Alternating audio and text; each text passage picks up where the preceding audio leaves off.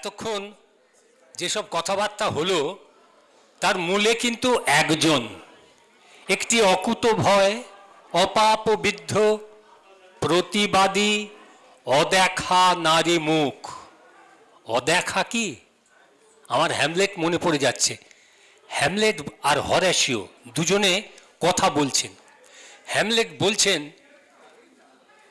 I C him. Horatio বলছে where my lord. তখন Hamlet বলছে in my mind's eye Horatio. আমরা সবাই কিন্তু আমাদের মনের চোখ দিয়ে সেই মেয়েটিকে দেখতে পাই। একেবারে নিশ্চিত করেই আমাদের চোখে ভাসে সেই মেয়েটির না দেখা এক ছবি। তবে যা শুনলাম তাতে সেই আমাদের চিরকালীন রবীন্দ্রনাথকেই আশ্রয় করছি আমি। কেন চেয়ে আছো গো মা মুখ পানে, কেন চেয়ে আছো গো মা, এরা চাহে না তোমারে, চাহে না যে আপন মায়েরে নাহি জানে।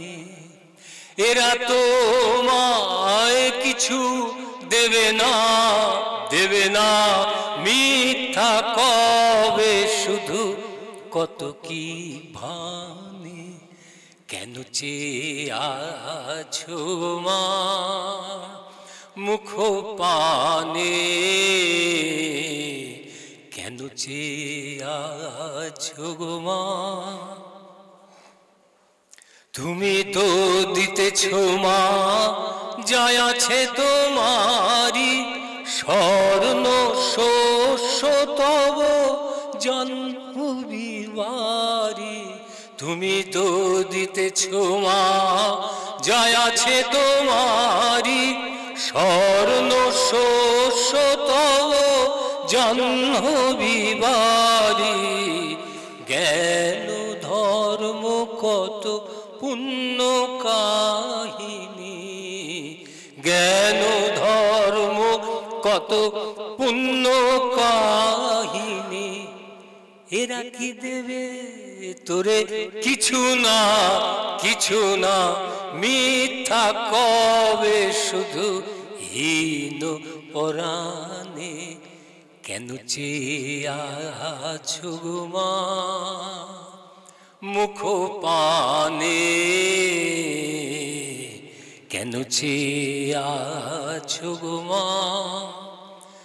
মনের বেদনা রাখো মা মনে, নয়ন বারিণী বারো নয়নে। মুখ লুকাও মধুলি শয়নে, ভুলে থাকো যত হীন সন্তানে। শূন্য পানে চেয়ে প্রহর গনি গনি, দেখো কাটে কিনা দীর্ঘ রজনী। শূন্য পানে চেয়ে প্রহর গনি গনি, দেখো কাটে কিনা দীর্ঘ রজনী। দুঃখ জানায় কি হবে জননী, দুঃখ জানায় কি হবে জননী।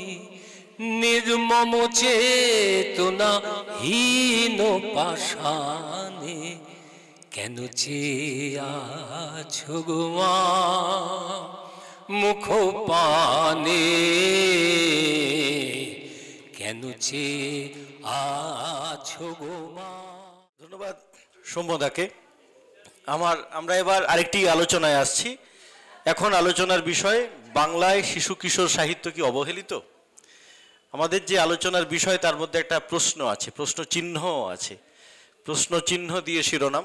বুঝতে পারছেন কিছু মানুষ এর পক্ষে বলবেন, কিছু হয়তো বিপক্ষে বলবেন। এই পর্বে আলোচনায় অংশগ্রহণ করছেন সাহিত্যিক তপন বন্দ্যোপাধ্যায়, জয়ন্ত দে, বরেন্দু মণ্ডল এবং তপন রায়চৌধুরী, এবং সভামুখ্য এই পর্বের অধ্যাপক অরিন্দম চট্টোপাধ্যায়। আমি স্যারকে মঞ্চে আহ্বান করছি। এবার তিনি তার মতো করে এই অনুষ্ঠানটি সঞ্চালনা করবেন। আগামী 1 ঘন্টা মতো আমরা কথা শুনব বাংলায় শিশু কিশোর সাহিত্য কি অবহেলিত এই বিষয়ে। আবারও বলছি, বলবেন 4 জন বক্তা: তপন বন্দ্যোপাধ্যায়, জয়ন্ত দে, বরেন্দু মণ্ডল এবং তপন রায়চৌধুরী। বিশ্বজিৎ বলেছে যে বিষয়টা প্রশ্নবোধক, অর্থাৎ শিশু কিশোর সাহিত্য কি অবহেলিত।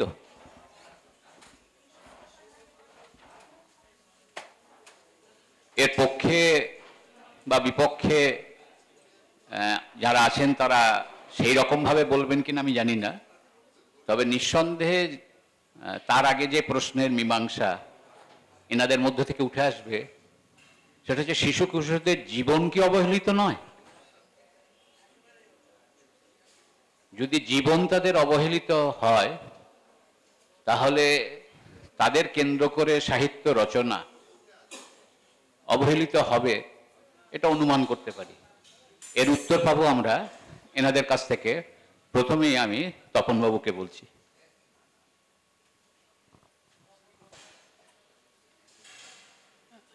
বিষয়টি খুবই জরুরি। এই যে প্রশ্নটা করা হলো তার দুটো দিক আছে। একটা হচ্ছে যে শিশু কিশোর সাহিত্য কি ভালো লেখা হচ্ছে না, 2 নম্বর হচ্ছে শিশু কিশোর সাহিত্য কি পড়া হচ্ছে না, কিংবা শিশু কিশোর সাহিত্য কি প্রকাশ পাচ্ছে না। 3টি হতে পারে। আমি 3টি একটু বলি। শিশু কিশোর সাহিত্য আমাদের ছোটবেলায় যেটা দেখেছি, যখন দেবসাহিত্য কুটিরের পূজাবার্ষিকীগুলো প্রকাশ পেত, তখন যারা বড়দের লেখক তারাই ছোটদের জন্য কলম ধরতেন।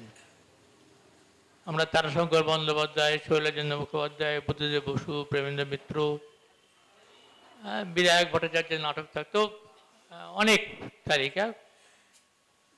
অধিকাংশই কিন্তু এরা বড়দের জন্য লিখতেন, ছোটদের জন্য লিখতেন। 80-র দশক থেকে আমার যতদূর মনে হচ্ছে যে শিশু কিশোর সাহিত্যে একটা জোয়ার এসেছে। অসংখ্য যারা ছড়া লেখেন, অসংখ্য ছড়াকার, তারা লেখা শুরু করেছেন। 90-এর দশকে এটা অনেক বেড়ে গেছে এবং ছোটদের পত্রপত্রিকাও কিন্তু তাল মিলিয়ে বেড়েই চলেছে। 80-র দশকে দুটো আমরা জোয়ার দেখেছি। একটা হচ্ছে ছড়া, শিশুদের ছড়া কবিতা লেখা। 2 নম্বর হচ্ছে আবৃত্তি। আগে আবৃত্তি বেশি আমরা দেখতাম না, তারপরে 80-র দশক থেকে প্রচুর আবৃত্তিকার এসেছেন আমাদের। আমাদের বিষয় যেটা যে, এবং লেখা কেমন হচ্ছে সেটা বলার একটা প্রেক্ষিত বলি। আমি যখন সংস্কৃত অধিকর্তা ছিলাম তখন আমাদের অনেকগুলো একাডেমি ছিল। বাংলা একাডেমি, সঙ্গীত একাডেমি, নাট্য একাডেমি, চারুকলা পর্ষদ, লোক সংস্কৃতি, আদিবাসী সংস্কৃতি। পরে আমরা যাত্রা একাডেমি করলাম। সে সময় আমি তখনকার মুখ্যমন্ত্রীকে বলেছিলাম যে সবার জন্য একাডেমি আছে, ছোটদের জন্য কোনো একাডেমি নেই। তখন আমার চাকরি প্রায় আরও 2 বছর বাকি আছে। উনি বললেন ঠিক আছে, এটা পরে ভাবা যাবে। তারপর যা হয় প্রচুর ঝামেলা ঝঞ্ঝাট হলো। আমার অবসরের সময় হলো। আমি অবসরের 7 দিন আগে আমাকে মুখ্যমন্ত্রী ডেকে বললেন যে এই আপনি চলে যাবেন, সেটা কি করে হয়, আপনি একটা কিছু করুন। ওই যে বলেছিলেন না শিশু কিশোর একাডেমি করবেন, এটা করুন। আমি বললাম এখন আমি অবসর নিচ্ছি, এখন তো আমার হাতে আর সেই চাবুক নেই যে ঘোড়া চালনা করব। না না, শুরু করে দিন, ও ঠিক হয়ে যাবে, আপনি পারবেন। তার 2 দিনের মধ্যে অর্ডার বেরিয়ে গেল। আমি যেদিন আমার চাকরি শেষ হলো ঠিক তারপরের দিন আমি শিশু কিশোর একাডেমির সচিব হিসেবে জয়েন করলাম। রবীন্দ্র সদন একটা ঘরে আমি একা বসে আছি, হাতে একটা মোবাইল আর কেউ নেই। এবার আমি ফোন করে করে যারা শিশু সাহিত্য রচনা করেন, যারা শিশু সাহিত্যের প্রকাশক, যারা সম্পাদক, সবাইকে ফোন করে করে করে বললাম যে এরকম একটা কাজ করতে যাচ্ছি, আপনার সহযোগিতা চাই। করে করে একটা বড় তালিকা হলো, আমি প্রায় আমার মানে 40-50 জন সদস্য হয়ে গেল আরম্ভতেই। এবং প্রথম যেদিন মিটিং করলাম একটা হই হই কাণ্ড, বিশাল ঘর ভর্তি। এই শুরু হলো। আর আমি বললাম যে সব উৎসব হয়, সঙ্গীতের উৎসব হয়, নাটকের উৎসব হয়, কবিতার উৎসব হয়, কথা সাহিত্যের উৎসব হয় না, আর শিশু সাহিত্যের উৎসব হয় না। এই দুটো আমি চালু করে দিলাম।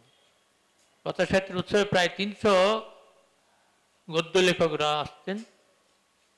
শিশু সাহিত্য উৎসবে 400-র মতো সারা পশ্চিমবঙ্গে যারা ছড়া লেখেন, কবিতা লেখেন, ছোটদের গল্প লেখেন, তাদের নিয়ে 3 দিন 4 দিন ধরে উৎসব, সে বিশাল। এবং আমি যে আবিষ্কার করলাম সে হচ্ছে শিশু সাহিত্য কিন্তু প্রচুর ভালো লেখা হচ্ছে।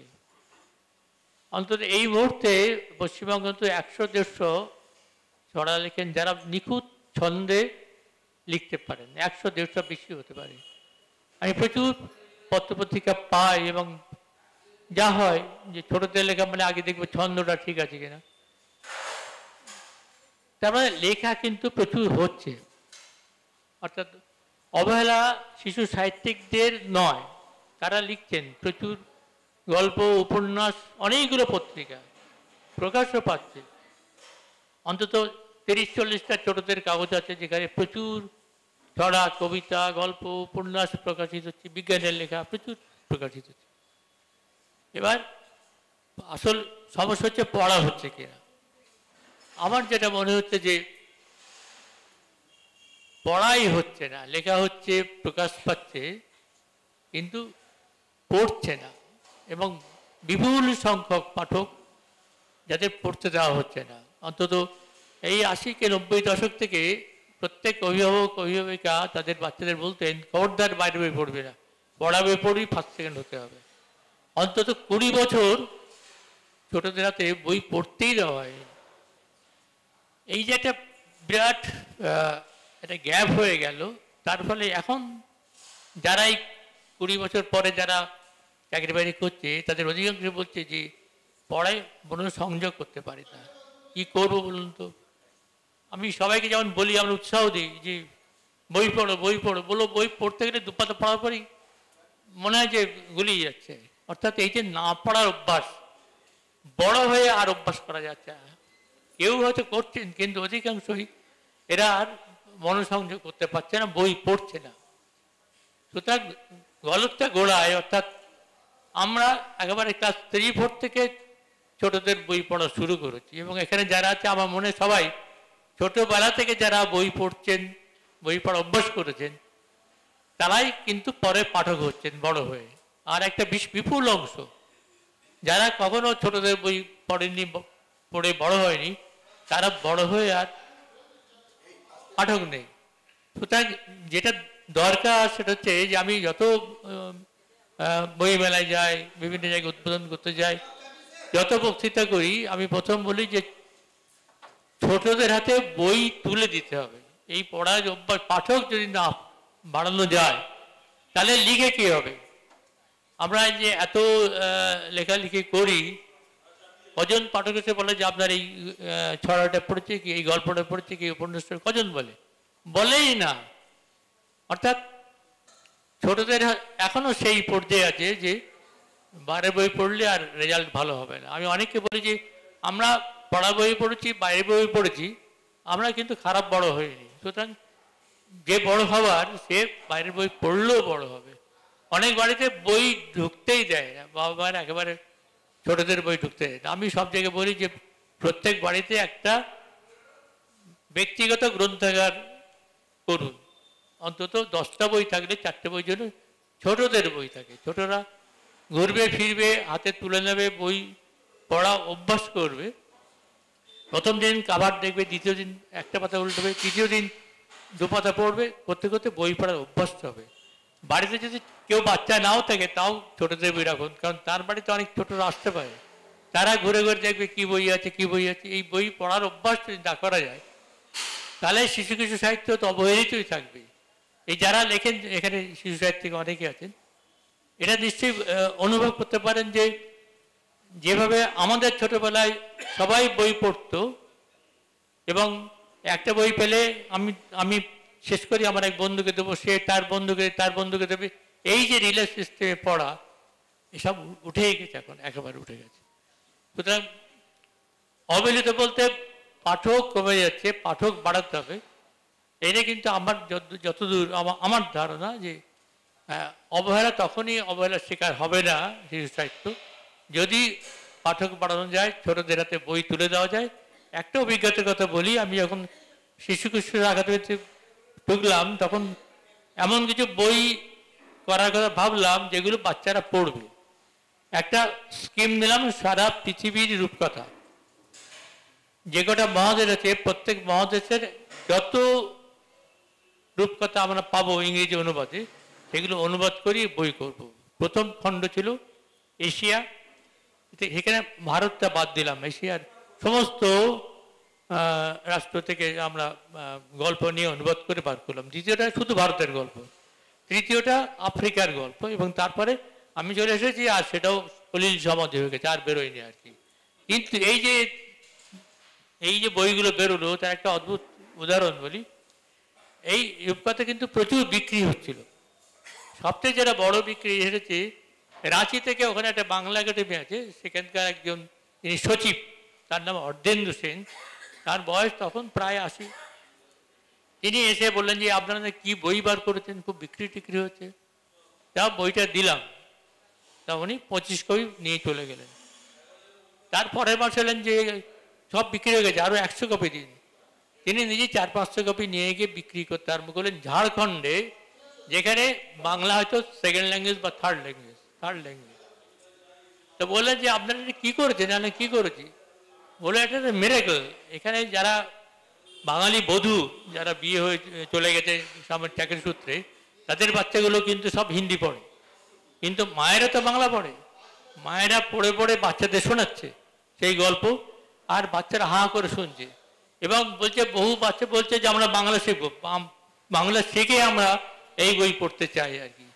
এই যে একটা অভিজ্ঞতা আমার দেখলাম যে আসলে ওদের হাতে বই তুলে দিতে হবে, বই শোনাতে হবে।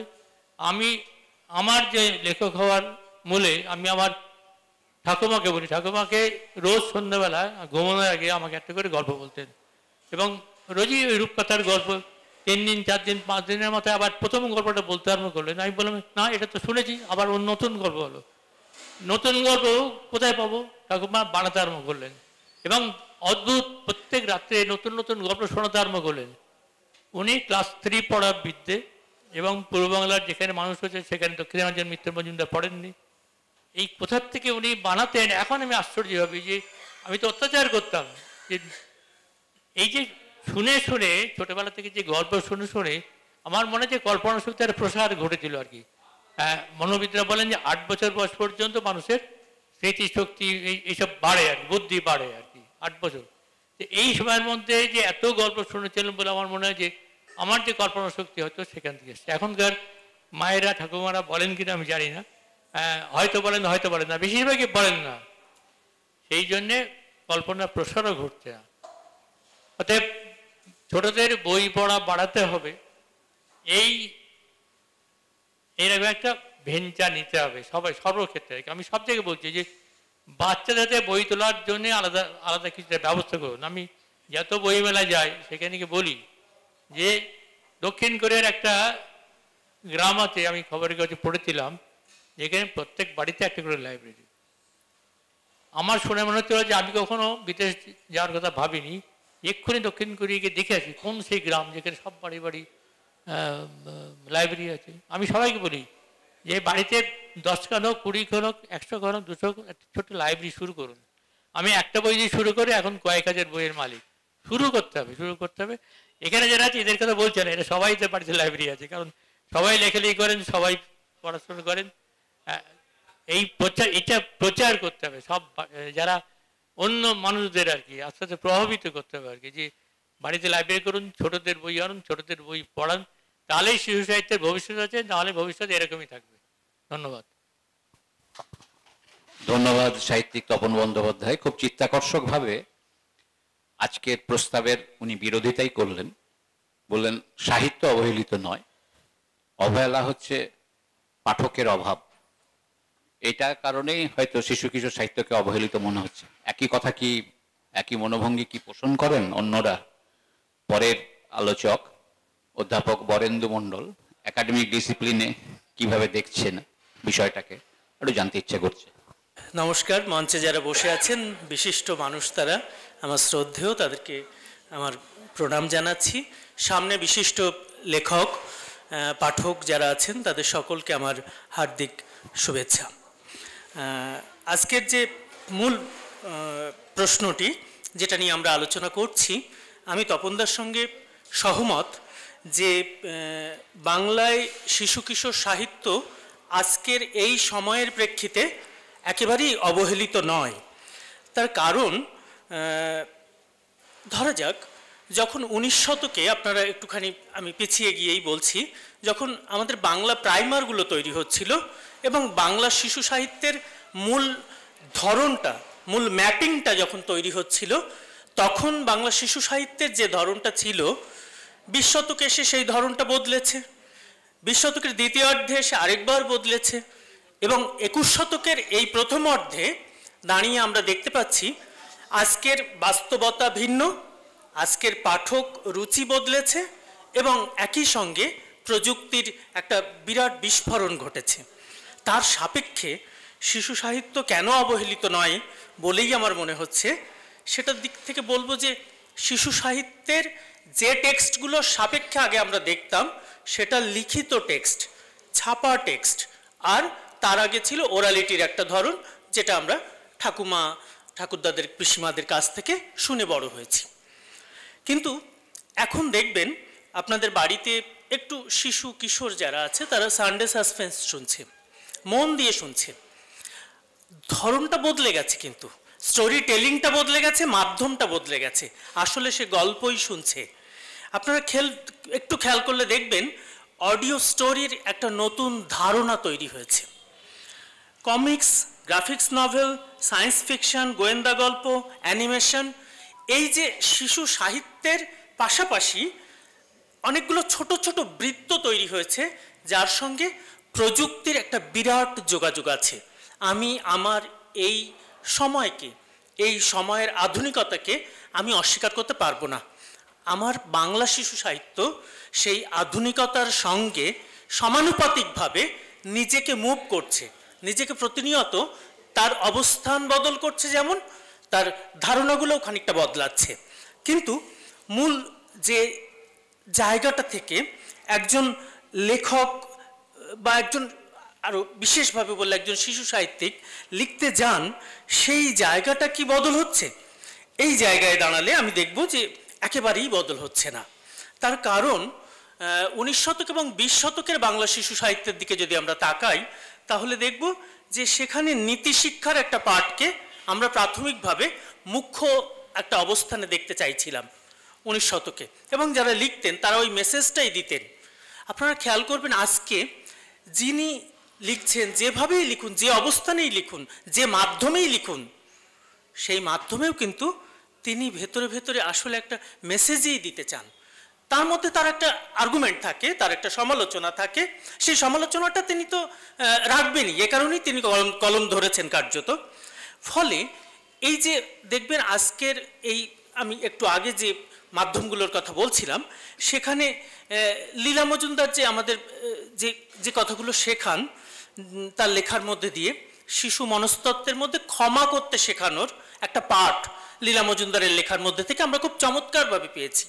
আশ্চর্য, এখনকার অডিও স্টোরির মধ্যে, সানডে সাসপেন্সের মধ্যে, বা আপনি কোনো গ্রাফিক্স নভেলের মধ্যে, শিশু সাহিত্যের বিভিন্ন মাধ্যমের মধ্যে আপনি দেখবেন যে এই ধরনটাও আজকের লেখকরাও কিন্তু খুব সচেতনভাবে বুনে দিতে চাইছেন। স্বপ্ন দেখার নৈতিকতা। আপনি যদি একেবারে মানে রবীন্দ্রনাথ থেকে শুরু করে অবনীন্দ্রনাথ থেকে হয়ে রায়বাড়ি শিশু সাহিত্য থেকে আজকের যারা এ সময়ের শিশু সাহিত্যিক একেবারে এখানে বসে আছেন তপনদা পর্যন্ত, এবং আপনারাও এখানে অনেকেই বসে আছেন, তারা পর্যন্ত দেখবেন যে শিশু সাহিত্যের মধ্যে স্বপ্ন দেখার মধ্যেও যে এক ধরনের নৈতিকতা থাকা উচিত। শিশু সাহিত্যের মধ্যে শুধু তো রূপকথা নয়, শুধু স্বপ্নের কথা নয়, একই সঙ্গে তার মধ্যেও একটা নৈতিকতার পাঠ কি চমৎকারভাবে আজকের এই নতুন ডাইমেনশনের শিশু সাহিত্যের মধ্যে আমি খুব চমৎকারভাবে লক্ষ্য করি। ফলে আমার একেবারেই মনে হয় না শিশু সাহিত্য আজকে অবহেলিত। পাশাপাশি খেয়াল করে দেখবেন যে আগেরকার যে ফোকটেলস ফেবলসের যুগ থেকে শুরু করে আমাদের রূপকথা নীতিকথা থেকে হয়ে আমাদের যে শিশু সাহিত্যের যে ধারাটা পরিবর্তিত হয়েছে, সেই দিকে তাকালে দেখবেন অদ্ভুতভাবে একটা প্রকৃতি পাঠ, সেই প্রকৃতি পাঠের একটা সূক্ষ্ম সূত্র বা বয়ান আমরা কিন্তু সেই সময়ের লেখা থেকেও পাচ্ছিলাম। এই সময়ের লেখায় প্রকৃতি পাঠের বয়ানটা অনেক বেশি করে বদলেছে, একেবারে একটু বলা চলে থিওরিটিক্যালি বদলেছে, ইকো ক্রিটিসিজমের দৃষ্টিকোণ থেকে বদলেছে। প্রকৃতিপাঠ নামে কিরণদার একটা বিখ্যাত উপন্যাসও আছে। কিন্তু আমি বলতে চাইছি এই শিশু সাহিত্যের প্রকৃতিপাঠের ধরনটা ফোকটেলস ফেবলসের যুগে রূপকথার যুগে যেমন ছিল, 19 শতকে তার ফ্রেমটা চেঞ্জ হয়েছিল, 20 শতক এবং 21 শতকে এসে সেইটাই একটা শিফটিং হচ্ছে এবং খানিকটা প্যারাডাইম শিফটিং হচ্ছে, মানে প্রকৃতি পাঠের ধরনটা খানিকটা বদলাচ্ছে এবং সেখানে থিওরিটিক্যাল একটা অ্যাপ্রোচ আসছে, যার মধ্যে দিয়ে একজন শিশু, আপনি সব শিশু কিন্তু আমি মনে করি যে এখনকার শিশু অনেক বেশি সেন্সিটিভ, অনেক বেশি ইন্টেলিজেন্স। আমি আমার ছোট বাচ্চাকেও যখন স্কুলে দিতে গেছি, আমারই খেয়াল হয়নি বাড়ি থেকে বেরিয়ে আমার বাড়ির সামনে যে কলটায় জল পড়ছে, একটু আগে যিনি জল নিয়ে গেছেন, ছোট ট্যাপ কল, সেটা জল পড়ছিল, আমি খেয়াল করিনি, কিন্তু আমার ছোট বাচ্চাটি সে কিন্তু ওটা আগে গিয়ে বন্ধ করেছে, যেটা ওটা জল অপচয় করতে নেই। হ্যাঁ, বা আমি অনেক ছোট ছোট উদাহরণ এরকম দিতে পারি, আপনারাও সকলেই জানেন এসব উদাহরণ। এই যে একটা প্রজাপতিকে মারতে নেই বা একটা পিঁপড়েও আমার ক্ষতি করছে না, তাকে আমি মারতে পারি না, এই নৈতিকতার পাঠটা যে শিশু সাহিত্যের মধ্যে আগে দেওয়া হতো, এখন সেই ধরনটা বদলেছে এবং সেই প্রকৃতি পাঠের নতুন একটা ডাইমেনশন কিন্তু এখনকার শিশু সাহিত্যের মধ্যে আমি বিশেষভাবে খুঁজে পাই। আগে দিদিমাদের গল্প বলা, ঠাকুমাদের ঠাকুরদাদের বা পিসিমাদের গল্প বলার যে ধরন ছিল, সেই ধরনটা সাম্প্রতিককালে বদলেছে। মায়েদের গল্প বলার ধরনগুলো এখন সত্যি সত্যি একটু অন্যরকম, তার পেশাগত ব্যস্ততা বেড়েছে, মোবাইল খুলে দিয়ে তিনি বাচ্চাকে খাওয়ানোয় অভ্যস্ত, বা সোনালী মাছ বা ওই রূপকথার কোনো একটা গল্প অডিও স্টোরি চালিয়ে দিয়ে বা ভিডিও চালিয়ে দিয়ে, সিডি বা ক্যাসেট চালিয়ে দিয়ে দিব্যি বাচ্চাটি খেয়ে নেয়। এখন এর মধ্যে দিয়ে একটা সচেতনতার পাঠ, যেটা আমাদের তপনদা সচেতন করে দিচ্ছিলেন, সেই সচেতনতার পাঠটা মায়েদের কাছ থেকে খুব জরুরি। কেননা মাথায় রাখতে হবে যে যখন কোনো ভিডিও কেউ দেখছে, ভিডিওর মধ্যে দিয়ে অডিও, এর মধ্যে দিয়ে আমাদের পারসেপশন প্রসিডিওর যে 6টা লেয়ার, সেই লেয়ারটা কাজ করে না। খুব দ্রুত ভিডিও দেখলে একটা বাচ্চা খুব দ্রুত বিষয়টাকে কমিউনিকেট করে, আমরা মনে করি সে শিখলো না। বই পড়ার মধ্যে দিয়ে একেবারে শব্দের মধ্যে দিয়ে ওই শব্দকে ধরে, পংক্তিকে ধরে, তার যে দৃশ্যায়ন, তার যে কল্পনার বিস্তার, তার মধ্যে দিয়ে একটি শিশুর মনোজগতের যে বিকাশগুলো হয়, এর মধ্যে মনস্তাত্ত্বিক 6টা স্তর আছে, সেটা নিয়ে আমি এখানে দীর্ঘ আলোচনা করব না। এই পারসেপশন প্রসিডিওর গড়ে ওঠার 6টা ধাপ ও খুব দ্রুত স্কিপ করে ভিডিও দেখে ওই উপরটায় পৌঁছতে চায়, সিঁড়িভাঙা অঙ্কটা খুব দ্রুত করে ফেলতে চায়। এই পদ্ধতিটা আসলে একটি বাচ্চার শিশু মনস্তত্ত্বের পরিপন্থী। এইটা মায়েদের ক্ষেত্রে একটু বুঝতে হবে, তা না হলে এ সময়ের সাহিত্যের মধ্যে কিন্তু অনেক ধরন আমি অন্তত প্রস্তুত থাকতে দেখছি। ছোটদের মনোভূমি কিন্তু একেবারে প্রস্তুত হয়ে আছে শিশু সাহিত্য পাঠের জন্যে। কেমন করে, আমি একটা ছোট্ট উদাহরণ দেব। দক্ষিণ 24 পরগনার একেবারে সুন্দরবন সংলগ্ন গ্রামের স্কুলে, যেখানে বইমেলা তাদের কাছে স্বপ্ন, বই আবার মেলা হয় নাকি, হ্যাঁ, যারা এই কনসেপ্টটার সঙ্গে পরিচিতই নয়, এরকম স্কুলে, প্রাইমারি স্কুলে আমরা ছোট কিছু বইপত্র নিয়ে গিয়ে বইমেলার আয়োজন করেছি। সেই বই তারা কিনবে না, তারা অর্জন করে নেবে। তাদেরকে আমরা অবশ্যই দেব, কিন্তু ফ্রি দিলে কেউ কোনো কিছু পড়ে না, রেখে দেয়। এবং আমি বলবো যে কেউ কাউকে ফ্রি দেবেন না, পয়সা দিয়ে কিনলে পড়বে, নচেত পড়বে না, নাহলে দেবেন না। সৌজন্য অনেক হয়েছে। তো বাচ্চাটি তাহলে কিভাবে বইটি পাবে? তাকে ওটা অর্জন করতে হবে। কোনো একটি কবিতা বলে তাকে অর্জন করতে হবে, কোনো একটি কুইজে অংশগ্রহণ করতে হবে, কোনো একটি আর্ট কম্পিটিশনে তার যেখানে তার ইন্টারেস্ট সেটা অংশগ্রহণ করে সেটা অর্জন করবে। তো এই বই মেলাতে আমি চমৎকারভাবে দেখেছি যে একজন উপহার পেয়েছে লীলা মজুমদার, একজন উপহার পেয়েছে সুকুমার রায়, একজন উপহার পেয়েছে উপেন্দ্র কিশোর, একজন উপহার পেয়েছে নালক বা ক্ষীরের পুতুল অবনীন্দ্রনাথ ঠাকুর। পরের বছর আবার গিয়ে যখন সেই স্কুলটাতেই আমরা পৌঁছেছি, তখন জিজ্ঞেস করেছি যে তুমি তোমারটা পড়েছো? আশ্চর্যভাবে তারা বলেছে যে শুধু পড়েনি, তারা এক্সচেঞ্জ করেছে নিজেদের মধ্যে, এবং নিজেদের পুরস্কারগুলো এক্সচেঞ্জের মধ্যে দিয়ে সে নালকের অধিকারী হয়েছে, আরেকজন ক্ষীরের পুতুলের অধিকারী হয়েছে, আরেকজন টুনটুনির গল্পের অধিকারী হয়েছে। ফলে শিশুদের মনস্তত্ত্ব কিন্তু বা শিশুদের মনোভূমি কিন্তু অদ্ভুতভাবে একেবারে সবুজ তক্তকে হয়ে আছে এবং গ্রহণের অপেক্ষায় আছে।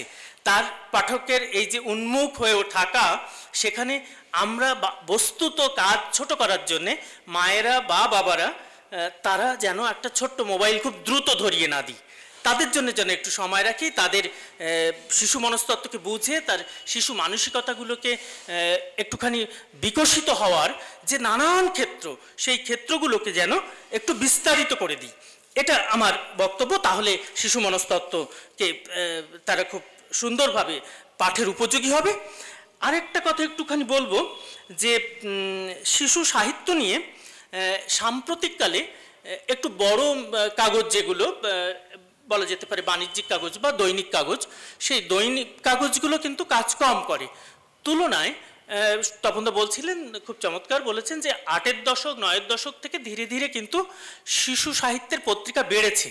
এবং আমার ব্যক্তিগতভাবে আমি যেহেতু শিশু সাহিত্যের একজন পাঠক, আমি কিন্তু মানে গোগ্রাসে গিলি, এবং আমার ব্যক্তিগতভাবে আমি বলতে পারি যে আমার একটি স্কেপিংয়ের জায়গা, আমার একটু পালানোর জায়গা। সারাদিন প্রবন্ধ লিখতে ভাল লাগে না, ফলে একটা পালানোর জায়গা গান শোনা, এবং মানে তার আরেকটি জায়গা হলো অবশ্যই শিশু সাহিত্য পড়া। এবং তখন বোধহয় খানিকটা বাচ্চা হয়ে যায়, জানি না, লেখকরা যেমন ছোট মনস্তত্ত্বকে বুঝতে গিয়ে খানিকটা শিশুই হন। তো আমার কিন্তু জলফড়িং পড়তে খারাপ লাগে না, আমার কিন্তু সৌভিক গুহ সরকারের মেঘমুল্লুক পড়তে ভাল লাগে না, মানে খারাপ লাগে না। একই সঙ্গে অশোক কুমার মিত্রের দেশ বিদেশের গল্প অনুবাদ করে যে ঝালাপালা নামক কাগজটা বেরোয়, কি আশ্চর্য সব দেশের গল্প, কি আশ্চর্য সব মেধাবী গল্প আমাদের শিশু সাহিত্যে এখন চলে আসছে।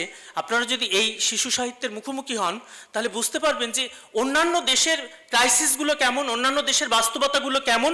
থার্ড ওয়ার্ল্ডের বাস্তবতা দিয়ে আমরা যেন সব বিচার না করি, ফার্স্ট ওয়ার্ল্ড এবং সেকেন্ড ওয়ার্ল্ডের বাস্তবতা কেমন, তার নিরিখে তাদের দেশের সাহিত্য, শিশু সাহিত্য কিভাবে ডেভেলপ করছে, সেগুলো কিন্তু ঝালাপালার মতো কাগজ ধরছে, মেঘমুল্লুক বা জলফড়িংয়ের মতো কাগজ ধরছে, আমপাতা বা জামপাতা দেবাশিস বসু সম্পাদিতর মতো কাগজগুলো ধরছে। এর থেকে আমি আসলে যে কথাটা বলতে চাইছি যে এই দায়িত্বটা যে লিটল ম্যাগাজিন বা ছোটদের পত্রিকা যে দায়িত্বটা নিচ্ছে, যেটা আগে অবশ্যই মানে সন্দেশ বা অন্যান্য রংমশালের মতো কাগজটা যে দায়িত্বগুলো নিত, সেই দায়িত্বটা যদি এ সময়ের একটু বড় পত্রিকা, বিগ হাউসগুলো, পুঁজি নিয়ন্ত্রিত কালচার ইন্ডাস্ট্রি, তারা যদি গ্রহণ করত তাহলে আমার মনে হয় ভালো হতো। আমি কেন এ কথা বলছি তার কারণ হলো, বাংলাদেশে কিন্তু প্রত্যেকটি দৈনিক পত্রিকায় সপ্তাহে একটা দিন সাহিত্যের পাতা থাকে, এটা আপনারা দেখেছেন। কিন্তু খেয়াল করেছেন কি, সপ্তাহে একটা দিন সেখানে শিশু সাহিত্যের জন্য একটা বিরাট অংশ ছাড়া থাকে প্রতিটা সপ্তাহে। সেখানে শিশু সাহিত্যের বিভাগগুলোর নাম কি, আমি অনেকগুলো পত্রিকার নাম বলছি না, আমি শিশু সাহিত্যের বিভাগগুলোর শিরোনামগুলো একটু বলতে চাইছি। গোল্লাছুট, কচিকাচার আসর, আগডুম বাগডুম, ঘাসপড়িং, ঝিলমিলি, হাট্টিমাটিমটিম, ঘটাংঘট, আলোর নাচন, খেলাঘর, এক্কা দোক্কা, ছুটির ঘণ্টা, চাঁদের হাসি, ডাঙ্গুলি, এরকম শিরোনামের একটা শিশুদের পাতা আলাদা করে তৈরি হয়। সেই পাতাটা পড়তে গিয়ে আমার সামনেই আমি আমার এক বাংলাদেশের বন্ধুর বাচ্চাকে বলতে শুনেছি, তোমার ওই প্রাইমারটা ভালো না, যে প্রাইমারটায় লেখা আছে অয় অজু করে নামাজ পড়তে বসো, তার থেকে খেলাঘরের লেখাগুলো কি চমৎকার। এই যে ওরিয়েন্টেশনটা সে নিজে নিজেই বুঝতে পারছে, তার এই বাস্তবতাটা, সেটা কিভাবে তৈরি করছে, সেখানকার দৈনিক কাগজগুলোই তৈরি করছে। আমি বলছি আমার এখানে যতগুলো লিটল ম্যাগাজিন, যতগুলো ছোটদের পত্রিকা আছে, তার পাশাপাশি পুঁজি নিয়ন্ত্রিত কালচার ইন্ডাস্ট্রি তার মুনাফাকে খানিকটা সরিয়ে রেখে, লাভ করুক সে, কিন্তু তার মুনাফার দাবিকে খানিকটা সরিয়ে রেখে যদি বাচ্চাদের জন্যে একটা করে সপ্তাহে একটা পাতা বা হাফ পাতা করে রাখতো, তাহলে বাচ্চারাও কিন্তু ওই পত্রিকার পাঠক হতে পারতো। আজ যদি আমার ছোট ছোট বাচ্চাদেরকে আমি পাঠক করে না তুলতে পারি, তাহলে আগামী দিনে আমি পাঠক পাবো এই নিশ্চয়তা আমি কিভাবে আশা করছি। আমি যদি আজকে আমাদের বাচ্চাদেরকে, শিশুদেরকে যদি পর্যাপ্ত পরিমাণে শিশু মনস্তত্ত্ব অনুযায়ী বিকশিত হওয়ার সুযোগ না করে দিই বা গড়ে না তুলি, তাহলে আগামী দিনে নিশ্চয়ই আমি তাদেরকে পাঠক হিসেবে পাবো না।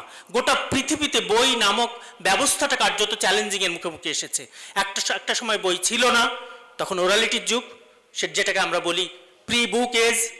তারপর বই এসেছে, বুক এজ, আমরা বুক এজের মধ্যে আছি। লকডাউন আমাদের দেখিয়ে দিয়েছে একটা সময় বই থাকবে না এবং সফট কপির দিকে আমরা যাচ্ছি। সেটা হলো পোস্ট বুক এজ।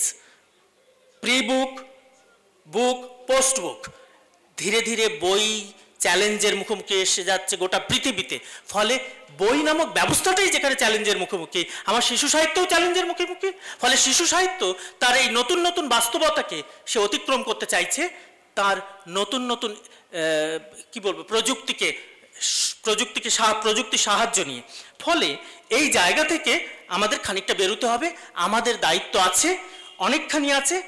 ফলে এই জায়গা থেকে আমি শুধু একটুখানি বলবো যে লেখা, শিশু সাহিত্য প্রচুর হচ্ছে, হওয়া উচিত, লেখার মানও অসাধারণ, কিন্তু মাথায় রাখতে হবে আমরা নিজেরাই যেন, বড়রা, বিশেষত বড়রা, ওই বুড়ো খোকারা যেন শৈশবকে নষ্ট না করে ফেলি, শৈশবকে নিংড়ে না দিই, ফার্স্ট হওয়ার তাড়না দিয়ে ইঁদুর দৌড়ে আমার ছোট্ট বাচ্চাটিকে যেন সামিল না করি, তাহলে শৈশব চুরির দায়ে আমি অভিযুক্ত হব। শিশু সাহিত্য আগামী দিন এভাবেই নতুন নতুন আলোর ফুলকি নিয়ে, রং মশাল নিয়ে আমাদের সামনে আরও বেশি করে উদ্ভাসিত হয়ে উঠুক। আমি সেই সাহিত্য পড়ার জন্যে অপেক্ষা করব। ধন্যবাদ সকলকে। চমৎকার বলেছেন বরেন্দু। একাডেমিক ডিসিপ্লিনে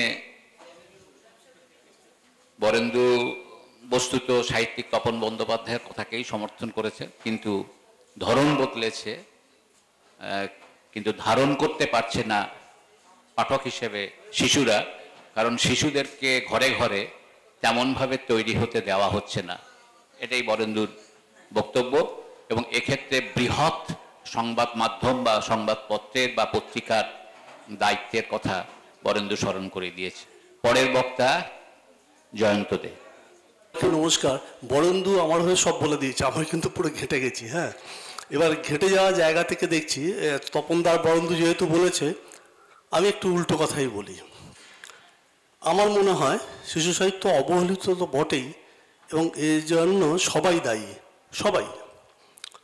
আমি আমার ছেলেবেলার কথা বলবো না, কারণ আমি সে অর্থে ম্যাগাজিন বা পত্রিকা পেতাম না, সেটা বাদ দিন, আমি পরের কথা থেকে বলি।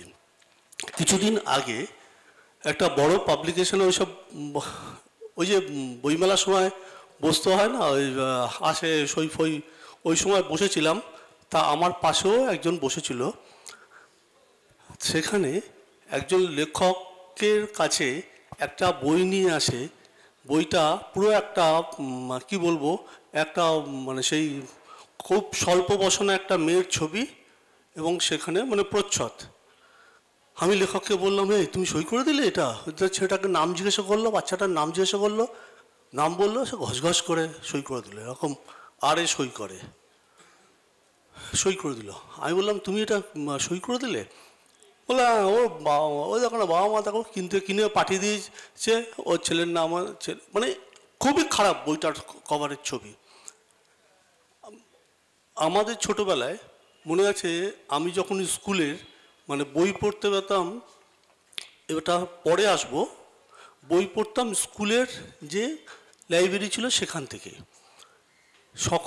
অন্যরকম কোনো বই নিতে গেলে আমাদের স্কুলে দিত না, ক্লাস ওয়াইজ বই দিত। মানে ক্লাস 7-এ এক ধরনের বই, 8-এ এক ধরনের বই।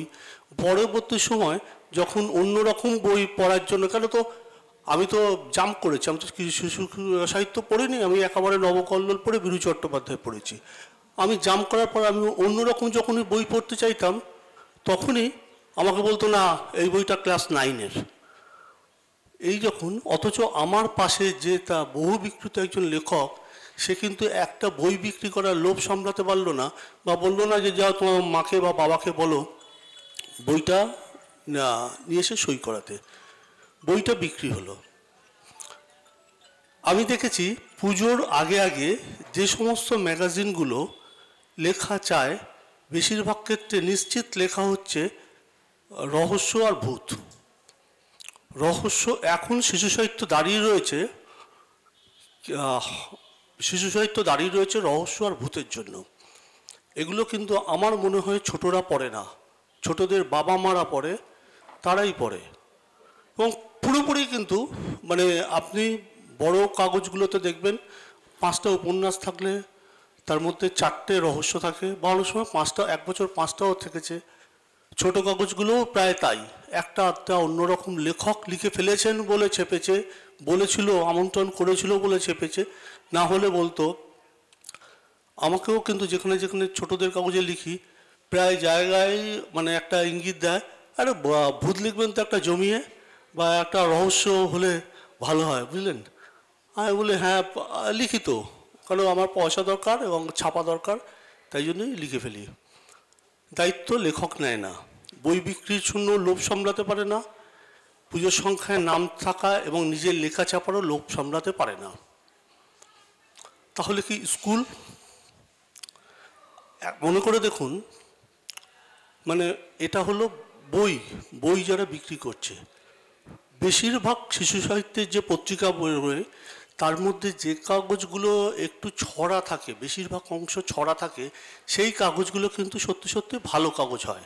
আর বাদ বাকি যে কাগজগুলো, আমি এক গাদা নাম বলে দিতে পারি, কিন্তু বললে আমাকে আবার লিখতে দেবে না বলে আমি বলছি না, সেখানে হচ্ছে ওই হ্যাঁ সেখানে হচ্ছে সব ভূতুরে গল্প, উদ্ভূতের গল্প, ভূতের গল্প, রহস্য গল্প ভর্তি। এগুলো কিন্তু 500, 700, 1000, বড় জোর 2000 ছাপা হয়, এবং এগুলো সব কেনে কিন্তু বাবা মারা কেনে, এবং বাবা মারাই পড়ে, ছেলেমেয়েদের কাছে পড়ে না, ছেলেমেয়েরা পায় না, ছেলেমেয়েরা পড়ে না, ছেলেমেয়েদের নামে হয়তো কেনা হয় যে ছোটদের সাহিত্য কিনছে। স্কুলে একটা, আমি সাউথ সরবন স্কুল মেনে পড়েছি, সেখানে আমাদের সপ্তাহে একটা না দুটো ক্লাস ছিল, যেখানে গল্প বলার ক্লাস, গল্পের বই পড়া ক্লাস, লাইব্রেরি ক্লাস, মানে আমরা দিতাম। এখন খোঁজ নিয়ে দেখুন কোনো স্কুলে আছে বলে আমি জানি না, আমি জানি না যে আছে কি না। এবং স্কুলের পাড়ার লাইব্রেরি তো উঠে গেছে, স্কুলের লাইব্রেরি একটা দায়িত্ব নিত যে এইগুলো করা, মানে স্কুল বা সরকার তারাও কিন্তু এই দায়িত্বটা নেয় না। তাহলে কি কারা নিচ্ছে? যারা পত্রিকা প্রকাশ করছে, পত্রিকা প্রকাশ করার নেশা আছে, তারা একটা ছোটদের ম্যাগাজিন করি এই গ্ল্যামারে ভুগতে চায়, তারা ছোটদের ম্যাগাজিন করছে, সেখানে কিন্তু ভূত রহস্য দিয়ে ভরে দিয়ে আমাদের 5000 বিক্রি আছে, আপনাকে আমি দেখিয়ে দেবো, আপনি লিখছেন এই লেখা লিখুন, আমাদের 2000 বিক্রি আছে, মানে এটা বলে। এবার এই লেখাগুলো যখন প্রোডাকশান হয়ে গেল পুজোর সময়, তাহলে এই লেখাগুলোই ভরে কিন্তু বইগুলো হচ্ছে, এবং বেশিরভাগ বই, সেই বইটা মানে কিশোর সাহিত্য না কি সাহিত্য, ভূত আর রহস্য সাহিত্য, এটাই ব্যান্ডিং হয়ে কিন্তু বাজারে বিক্রি হচ্ছে। আপনি এবার বইমেলায় গিয়ে দেখুন, মানে বেশিরভাগ প্রকাশনীর ঘরে ওই সারা বছর যে লেখা হয়েছে পুজোর সময় ওইগুলোকে ঘুরিয়ে ফিরিয়ে লেখা হয়। এটা হচ্ছে প্রকাশকরাও দায়িত্ব নেয় না। একবার একটা এটা হলো মানে প্রকাশক কথা বললাম, এর পরে কথা বলি। একবার একটা ম্যাগাজিনের আমি ওই বর্তমানের হজবরল পাতার দীর্ঘদিন ধরে ইনচার্জ ছিলাম। সেখানে বলা হলো যে ছোটদের পাতা খুব পড়ে না। তাহলে পড়ে না, কি করতে হবে না, স্কুল ধরে করতে হবে। স্কুল মানে কি, একটা স্কুলের করা মানে একটা স্কুলের স্কুল সম্পর্কে লেখা হবে, স্কুলের বাচ্চাদের দিয়ে লেখানো হবে, 5-7টা লেখা 10টা লেখা, সেই স্কুলের কিছু ছেলেমেয়েরা ছবি দেবে, মানে স্কুল অমুক বালিকা বিদ্যালয়, তার ছেলেমেয়েরা লিখলো, তার স্কুল সম্পর্কে লিখলো, বিক্রি নিশ্চিত, 500-700 কপি একটা জায়গা থেকে কেটে যাচ্ছে। কোন সময়টা হচ্ছে, ওটা পরিকল্পনাটা হচ্ছে যখন আনন্দবাজারের আনন্দ মেলা বলে যে পেজটা ছিল সেটা উঠে যাচ্ছে। সে সময় আমাকে বলা হয়েছিল যে একটা ছোটদের ম্যাগাজিন করব, একটা বিখ্যাত পত্রিকার নাম বলেছিল, এই নামটা যদি কিনতে পারি তাহলে ম্যাগাজিন করা যাবে, আর না হলে পরে করা যাবে না। এবং ওই যে যারা ওই যে সমীক্ষা টমীক্ষা করে তারা বলেছিল ছোটদের ম্যাগাজিনের বিক্রি নেই, তার থেকে হেলথ ম্যাগাজিনের বেশি বিক্রি। এই হলো, তার মানে বিগ হাউস কখনোই দায়িত্ব নেয় না। সেটা আনন্দ বর্তমান যে আমি দুটো কাগজই বলতে পারি, গণশক্তির ভালো যে ছোটদের পাতাটা, মানে এই রকম আর কি, ছোটদের কাগজের জায়গাটা একটা উঠিয়ে দিয়েছে আর একটা বিক্রি নিশ্চিত করেছে। যেটা ম্যাগাজিনের লোকেরা বিক্রি নিশ্চিত করেছে, প্রকাশকও বিক্রি নিশ্চিত করেছে। এরপরে এটা তো হলো বাইরের দিকে, বাড়ির ভেতরের কথা বলি, খুবই ব্যক্তিগত কথা। আমার ছেলে ছোটবেলায় যখন একদম ছোট, অরিন্দম নিয়ে গিয়ে তুতু হতু কিনে দিল ধীরেন বলের ওখানে দোকান থেকে। আমরাও সেই তারপরের বছরও গেলাম, গিয়ে ওইখানটা কি হাঁসের আরও সব বই রয়েছে, হাঁস মানে দুর্দান্ত, পুরো পাতার পর পাতা মুখস্থ। আরেকটু বড় হলো, আরেকটু বই টই পড়ছে, পড়ছে না, তখন পড়িয়ে দিতে হচ্ছে। তা আমি একটু আরও বুদ্ধিমান বাবা, আমি ওর যখন জ্বর হলো একবার, কারণ নাম বলছি বলে অন্যায় আর কি, সেটাও বলা উচিত নয়, আমি ওকে আসলে আমার পড়ার ইচ্ছা আমার ছিল না, ঘনাদা কিনলাম, ঘনাদা কিনে ওকে পড়াতে শুরু করলাম। ও প্রত্যেক দিন ঘুমিয়ে পড়তো, কোনোদিন ঘনাদা শুনতো না। হ্যাঁ, যতবার ঘনাদা পড়তে যেতাম ও টুক করে পালিয়ে যেত, মনে করতো যে পড়াচ্ছি কিছু একটা। হ্যাঁ, ঘনাদা কিছুতেই পড়লো না। সে ছেলে পরের দিকে কিন্তু একদিন চার মূর্তি দেখে বসেছিল, পাস, এটা কী সিনেমা গো, আমি এটা নারায়ণ গঙ্গোপাধ্যায় লেখা, এটা তো আমি পড়িনি কোনোদিন, তুমি তো আমাকে কোনোদিন দাওনি।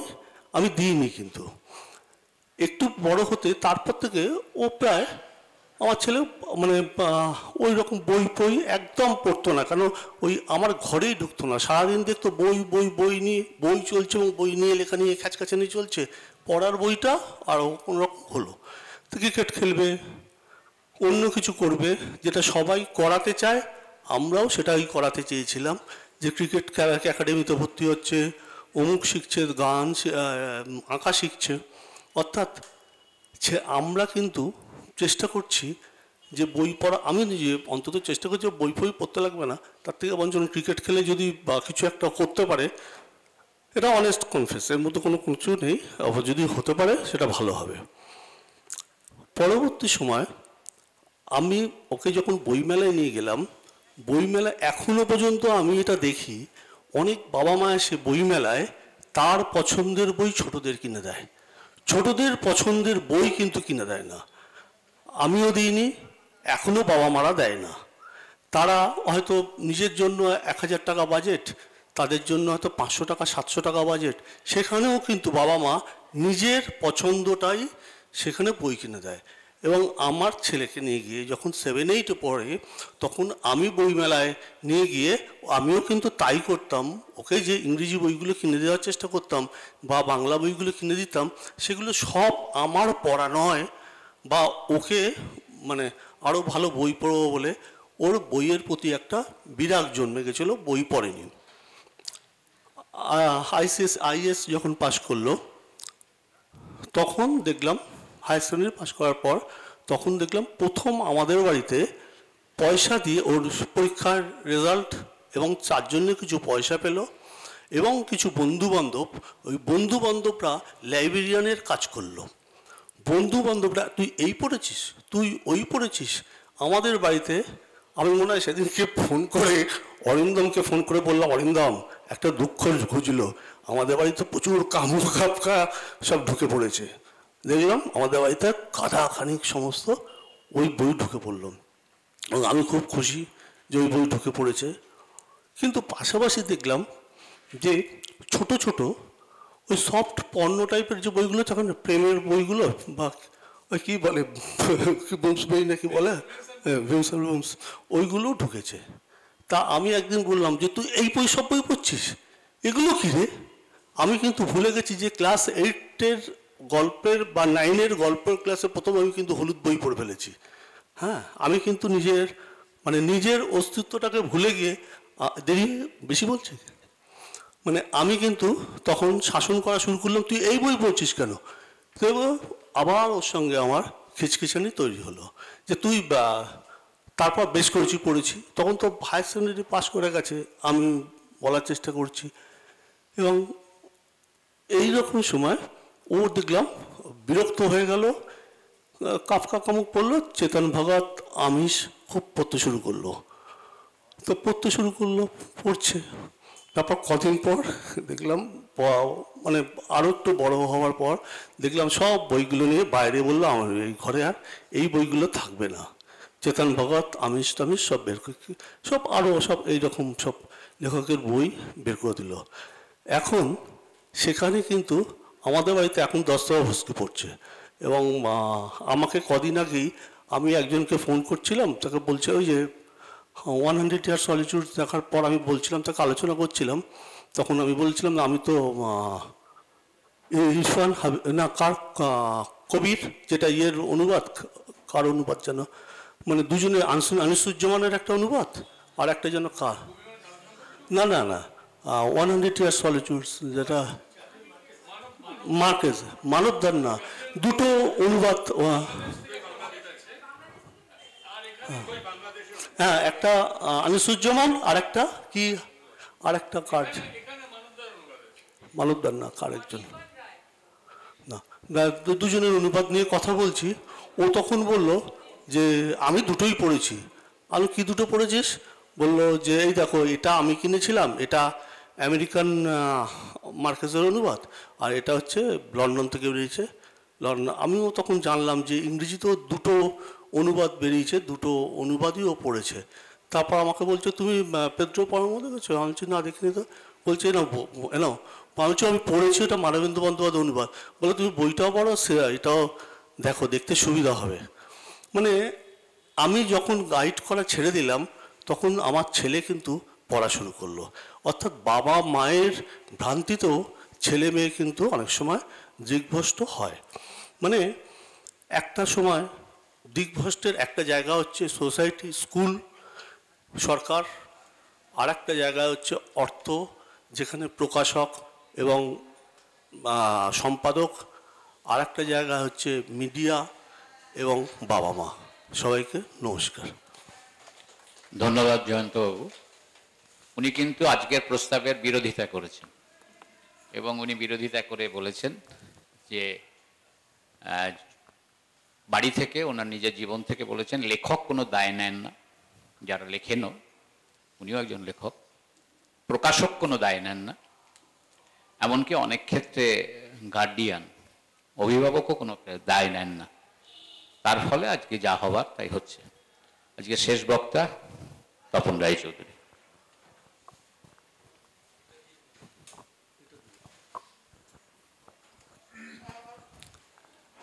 উপস্থিত সবাইকে আমার নমস্কার জানাই। আজকে অনুপম হঠাৎ আমাকে বললেন কিছুক্ষণ আগে, 1 ঘন্টা 1.5 ঘন্টা আগে, যে শিশু কিশোর সাহিত্য অবহেলিত, এই বিষয়ের উপরে কিছু বলতে হবে। তো সবাই বলে দিয়েছেন, তপনদা বলে দিয়েছেন তপনদার মতন করে, যে সত্যিই শিশু কিশোর সাহিত্য অনেক রচনা হচ্ছে ঠিকই, এবং জয়ন্তদের এই বিষয় বক্তব্যের সাথে আমি পুরোপুরি একমত যে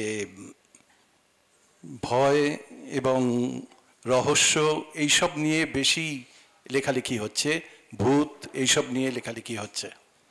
আমি একটু অন্যভাবে আসছি। আমার পরিচিত দুজন ছোট্ট বন্ধু আছে, একজনের বয়স 6, একজনের বয়স 10। দুজনেই অত্যন্ত বন্ধু, এবং যার 10 বছর বয়স দুজনেই আমার বন্ধুর নাতি নাতনি। 6 বছর হচ্ছে ছেলেটির বয়স, আর মেয়েটির বয়স হচ্ছে 10। মেয়েটির বয়স যখন 10, সে 3-3.5 বছর বয়স থেকে আমার বাড়িতে আসে, পাশাপাশি বাড়ি। সে টুকটুক করে আমার বাড়িতে চলে আসতো, এসে নানা রকম কথা বলতো, জানলার পাশে দাঁড়াতো, এখানে দাঁড়াতো। কিছুক্ষণ বাদেই ওর মা ডাকছে রবিবার হলে, কারণ বাবা মা দুজনের কেউই সময় দিতে পারেন না, দুজনেই কিন্তু চাকরি করছেন, এবং মা কলকাতার বাইরে চাকরি করছেন, আর বাবা ওয়ার্ক ফ্রম হোম, সবসময় সারাক্ষণ কম্পিউটার এই সমস্ত নিয়ে ব্যস্ত। ঠাকুমা আছেন, কিন্তু ঠাকুমা সেইভাবে তাদের সাথে কমিউনিকেট করতে পারেন না। ওই ABCD বা অ ক খ বা 1 2 3 4 এইসব নিয়ে বলেন, না বলতে পারলে বকাবকি করেন। তো সেই বাড়িতে আমার যাতায়াত আছে, এবং আমি ওরা আস্তে আস্তে যখন বড় হলো, আমার ছোটরা অত্যন্ত বন্ধু এই কারণে যে আমি ওদের সাথে খুব তাড়াতাড়ি মিশে যাই। তো ও আমার খুব ভালো বন্ধু হয়ে গেল, অনেক ছোট থেকেই খুব ভালো বন্ধু। ও বারবার ছুটে আসতো, আমি বললাম কিরে তুই বাড়ি যাবি না? বললো না, তোমার এখানে থাকতে ভালো লাগে। তাই আমি বললাম বেশ। আস্তে আস্তে যখন বড় হলো, ও বালিগঞ্জ শিক্ষা সদনে পড়ে, ও যখন বড় হলো 7-8 বছর বয়স, ওকে বললাম যে তুই হজবরল পড়েছিস? হজবরল মানে কি? আবল তাবল পড়েছিস? আবল তাবল জানে না। আমি বললাম ঠিক আছে, তোকে আমি আবল তাবল কিনে দেবো। তো আবল তাবল কিনে ওকে আমি সারাক্ষণ 1-2 ওই আবল তাবল থেকে পড়ছি, হজবরল থেকে। দারুণ মজা পাচ্ছে, ভীষণ মজা পাচ্ছে। এগুলো তুমি আমাকে আগে বলনি কেন? তাই আমি বললাম যে তোর তখন এইগুলো আসেনি, আমার বলা ঠিক আসেনি, এখন মনে হচ্ছে যে তোকে বলতে পারি।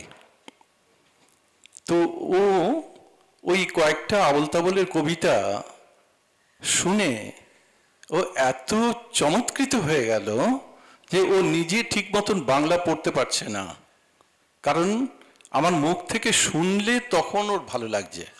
ও মাঝে মাঝেই আমাকে ফোন করে বলতো তুমি কি করছো এখন? তাই আমি বলছি এই যে তোর সাথে কথা বলছি, তার আগে কি করছিলে?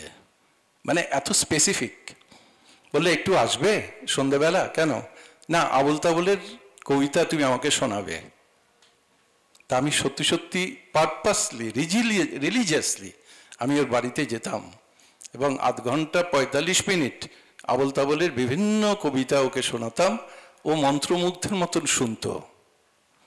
ওর বাবা মা কিন্তু ওকে আবল তাবল কিনে দেয়নি, হজবরল কিনে দেয়নি, কিন্তু ও আবল তাবল পেয়ে ও নিজে পড়তে পারছে না, কিন্তু আমার মুখ দিয়ে শুনতে ওর ভালো লাগছে। ওকে পাগলা দাশু পড়ালাম। ও বললো যে আমি তো রাত্রিবেলা 11:30টার সময় 11টা-11:30টার সময় মোবাইলে দেখি। আমি বললাম কি দেখিস? বললো গোপাল ভাঁড়ের গল্প। আমি বললাম বেশ, তুই বীরবলের গল্প পড়েছিস? আমি তোকে দেখিয়ে দেবো কিভাবে করতে হয়। ওকে দেখিয়ে দিলাম। ও আস্তে আস্তে বীরবলে আসক্ত হয়ে গেল। তো প্রশ্ন হচ্ছে এগুলোর মধ্যে থেকে একটাই বলার কথা, যে সত্যি সত্যি আমরা মানে বাবা মারা, বিশেষ করে আমি তো বাইরের লোক, কিন্তু মা, বিশেষ করে মার খুব কাছের হচ্ছে ছেলে আর মেয়ে, তারা যদি ঠিক মতন সার্ভ করতে পারে, দিতে পারে, তাহলে কিন্তু সত্যি সত্যি শিশু সত্যিকারের একজন শিশু হয়ে উঠবে। এবং শিশু সাহিত্য চারদিকে লেখালেখি হচ্ছে ঠিকই, কিন্তু সেই শিশু সাহিত্যের রসগ্রহণ, সত্যিকারের রসগ্রহণ তারা করতে পারবে বলে আমার বিশ্বাস। আমি এইটুকু বলেই আজকের বক্তব্য শেষ করছি। ধন্যবাদ তপনবাবু, খুবই উপভোগ্য আলোচনা হলো। 4 জনের বক্তব্যের মধ্যে থেকে কিন্তু সারাত স্যার যদি দেখি তাহলে মায়েদের ওপর অনেকখানি দায়িত্ব চাপানো হলো, বাবাদের কোনো দায়িত্ব নেই ক্ষেত্রে। শিশু মনস্তত্ত্ব বা কিশোর মনস্তত্ত্ব তৈরি করার ক্ষেত্রে বাবারা কোনো দায়িত্ব পালন করবেন না, এরকমই একটা প্রতিভাত হলো। হ্যাঁ, মায়েদের কাছেই বেশি নৈকট্যে থাকে শিশুরা, একথা সত্য, এবং মায়েদের কাছ থেকেই তাদের প্রথম পাঠ হয়, এটাও সত্য। কিন্তু বরেন্দু যে কথা বলল, অধুনা যেহেতু পদ্ধতি বা মাধ্যম বদলে গেছে, শিশু কিশোর সাহিত্য পরিবেশনের অডিও স্টোরি বলি বা অন্যান্য ভাবে, ফলে সেই সমস্ত মাধ্যমের দ্বারা চারজনের বক্তব্যে কিন্তু উঠে এলো যে শিশুদের মনোভূমি কিন্তু প্রস্তুত, তাদেরকে দিলে কিন্তু তারা ঠিক নেবে, কিন্তু তাদেরকে কিভাবে দেওয়া হবে এটাই খুব লাখ টাকার প্রশ্ন। কারণ বাড়ি থেকেই চ্যারিটি বিগিনস অ্যাট হোম। আমি জানি না, আমি সাহিত্য সৃজনের এই সভায় এবারে প্রথম এসেছি, যারা লেখক শিল্পী আছেন তারা কজন, যেটা জয়ন্তবাবু বললেন বা বরেন্দু বলেছেন, কজন তার সন্তানের হাতে প্রথমেই বাংলার বিখ্যাত যে সমস্ত শিশু সাহিত্যের বই তুলে দিয়েছেন বা দেন। ইংরেজি মাধ্যম স্কুলে পড়ার একটা অজুহাত অনেকে দেন যে বাংলা শিখতে চায় না, বাংলা পড়তে চায় না, কিন্তু তপনবাবু উদাহরণ দিয়েছেন যে বাংলার বাইরে কিভাবে তেমন শিশু সাহিত্যে পৌঁছে দিলে যাদের প্রথম ভাষা দ্বিতীয় ভাষা বাংলাই নয়, তারা বাংলা গোগ্রাসে গিলতে পারে বা বাংলা শিশু সাহিত্য গিলতে পারে। আর সময় নেই, আরো একটি আলোচনা মানে দিক আলোচিত হবে বলে আমি মনে করেছিলাম যে সব শিশু সাহিত্যই কি শিশু সাহিত্য বা কিশোর সাহিত্য। আমার এই মুহূর্তে মনে পড়ছে, যখন আমরা পড়েছিলাম, এখানে সকলেই পড়েছেন, তখন সেই কবিতাটাকে ছোটদের কবিতা বলে ভেবেই পড়েছিলাম। পরে পড়ানোর জগতে এসে অনুভব করলাম ওটা মোটেই ছোটদের কবিতা নয়, সেটা খুব পরিচিত আমাদের। ছিপখান তিনদার তিনজন মাল্লা, চৌপর দিনভর দেয় দূর পাল্লা। এটা কি সত্যি ছোটদের কবিতা? না, এর অন্তর্নিহিত তাৎপর্য অনেক বড়দের। সেরকম বড়দের যারা লেখক, আগে তারাই কিন্তু, তপনবাবু বলেছেন, তারাই ছোটদের জন্য লিখতেন। এখন কেন লেখেন না? এবং তেমন ভাবে লেখা তাদের চোখে পড়েন না, যে বড়দের লিখছেন সমান তালে ছোটদেরও লিখছেন, চোখে পড়েন না।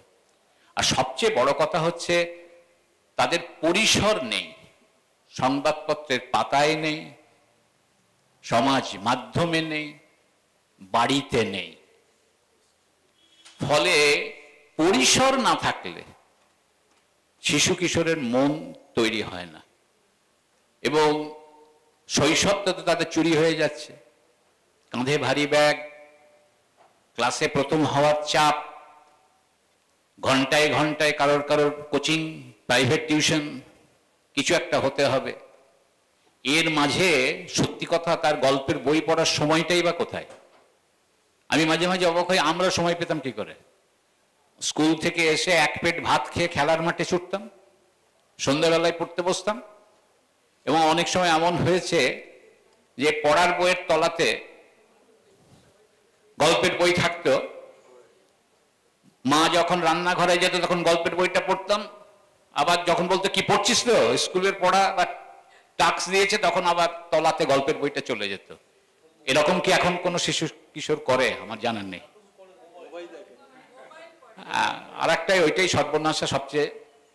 এবং বরেন্দু উল্লেখ করেছেন যে অনেক অভিভাবকই সাময়িক নিষ্কৃতির জন্য ছোট থেকে যে মোবাইলটা দিয়ে দিচ্ছেন না, এটা যে কত বড় ওর ক্ষতি হচ্ছে তা নয়, আপনারও কিন্তু সারা জীবনের বিড়ম্বনা তৈরি হচ্ছে, এটা বুঝতে পারবেন না। বা অনেকে যখন মোবাইল ছিল না তখন আমি দেখেছি অনেকে টিভি খুলে দিতেন। হ্যাঁ, কিছু একটা দেখতে দেখতে, এমনি কোনো কিছু দেখতে দেখতে খাওয়াটাই ডাক্তারবাবুরা বলেন ঠিক না, খাওয়ার সময় খাওয়াতেই মনোযোগী হওয়া উচিত। কিন্তু ওই যে শিশুকে মানে কিছু একটা দিয়ে ব্যস্ত রাখতে হবে, তা সেটা ছোট থেকে গল্পের বই ধরিয়ে দিন না তাদের উপযোগী, সেই রকম নেশা করুন না কেন। যে আশা কথাটা সকলেই তুলে ধরেছেন, সেই দিকে তাকিয়ে রইলাম আমরা।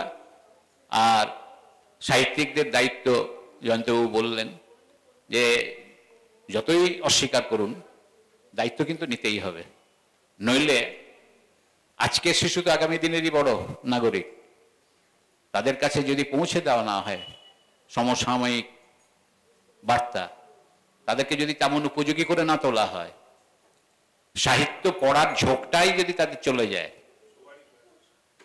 তাহলে বরেন্দু বললেন যে বই হচ্ছে চ্যালেঞ্জের মুখোমুখি হয়েছে।